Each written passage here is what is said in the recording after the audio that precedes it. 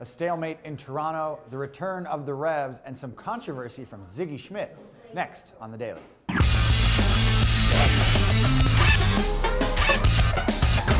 Hey everybody, happy Monday and welcome to another edition of The Daily here with Andrew Wiebe. I'm Nick Firchau, starting off with the U.S. and Canada in action in Toronto. A scoreless draw in this one. We saw a lot of fireworks in the first two friendlies for the U.S. national team up against Scotland and Brazil. Not to be this time around a scoreless stalemate between these two. Yeah, not a lot to take away from this one for either side. Just not a lot of attacking flavor. Certainly Canada will be very happy with themselves being organized. They have a tough road ahead though. They go to Cuba and then a rampant Honduras side goes to Canada. The U.S. though, not exactly the way you wanted to end. A little bit of a disappointment, and I think the Canadians think they should have won this one, and they might be right with Nick Leisurewood having his goal called back. But a disappointing result for the U.S., but one they'll certainly bounce back from. They pointed to fatigue. Who knows? They've got till Friday to get back together. Well, our very own Greg Lawless was at BMO Field in Toronto. Here are his post-game comments. Well, here at BMO Field, it ended 0-0 between Canada and the United States. People have said this rivalry is picking up in intensity. You wouldn't have known it from this match, though. It was a pretty tame affair, both teams struggling to create chances. Canada probably should have scored in stoppage time through Simeon Jackson, but he put his sitter wide. But the Canadians will be happy with the play of Julian de Guzman and Will Johnson in the midfield. They had a terrific game, stifling the United States midfield. For the Yanks, though, the other positive will be Clarence Goodson. He looked very good alongside Carlos Bocanegra at center back. I wouldn't be surprised to see him get the starting nod on Friday when the U.S. start World Cup qualifying against Antigua and Barbuda.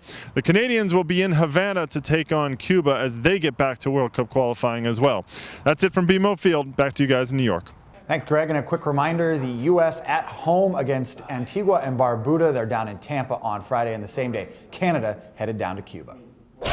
Next up, the lone game on the MLS docket from the weekend, the New England Revolution at home against the Chicago Fire, and this one goes the Revs' way. Goals from Benny Feilhaber and Kelyn Rowe. A nice win for the Revs as they look to try and position themselves in the Eastern Conference. Yeah, they've been very good at home this season. They've got a lot of home games coming up, so it has to be very encouraging for Jay Heaps to get this win. The spark plug here, Kelyn Rowe, he had that big start, all those good performances to start the season, trailed off a little bit as Lee Nguyen started to make his name and integrate himself in the lineup, but comes on as a substitute in the 64th minute, scores a beautiful goal at the outside of the foot, getting into the far post, a very nice finish, and then sets up Benny Feilhaber on the second. So encouraging signs from Kelyn Rowe and encouraging signs from New England at home. But Chicago, you got to be disappointed with one. Did not create a whole lot. Not exactly a game with a lot of attacking flavor. Certainly we've heard rumors about them looking to reinforce. Some kinks to work out for Chicago, but I think they'll be encouraged going forward too. Both sides obviously bounced last week from the U.S. Open Cup, so they've got some time off before the MLS schedule resumes later this month. But for now, the Revs with a big win over the Chicago Fire.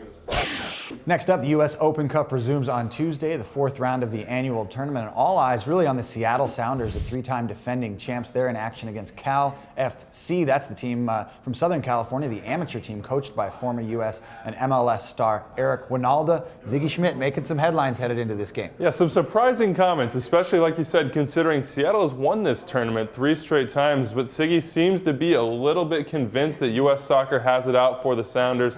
You know, not happy that if they win against Cal FC, they'll certainly be going on the road in the quarterfinal round, saying, you know, maybe U.S. soccer doesn't want us to win another one. I think that's a little bit surprising. You have to rate them to beat Cal FC, of course, but with the way things have been going for Eric Winalda's side, I know he doesn't like people to call it, like you said, but for all intents and purposes, that's how the U.S. soccer fan knows this team. It's going to be an interesting matchup and one on Fox Soccer Channel, 10 p.m. On Tuesday. Despite a handful of losses for MLS teams in the third round, still a bunch of teams left in the tournament. You can find complete coverage of the U.S. Open Cup on MLSsoccer.com. Well, last but not least, some good news for Montreal Impact fans ahead of that June 16th opener at Saputo Stadium up against the Seattle Sounders. We heard from Joey Saputo, the man in charge for the Montreal Impact, on Friday. Gave the media a tour of the brand new digs, and it looks like everything's going to be on time. Well, there's no plan B, so they've got to make sure everything gets done. But at the same time, grass has still not been laid at this point, so you've got some things to take care of before things get together, but they sound very confident up there. They knew from the start that the schedule was going to be tight, that things were going to come together at the last minute. He was saying 98, 99% completion by that June 16th date against the Sounders. We'll have to wait and see. Obviously, construction schedules always tricky business, but good signs up there in Montreal, and they will be overjoyed, I'm sure, to have their own stadium here very shortly. The clock is ticking on the new stadium for the Montreal Impact. You mentioned the Seattle Sounders. Some good news for them. Steve Zakuani is still fighting his way back from injury from last year. Actually saw his first action in the reserve league over the weekend, so inching closer to full health for the Seattle Sounders. The Seattle fans very happy to see him back. That does it for us. One reminder, Extra Time Radio, the podcast comes out on Monday. You can download that on iTunes and Buzzsprout for complete coverage of the U.S. Open Cup and the U.S. national team. Log on to MLSsoccer.com.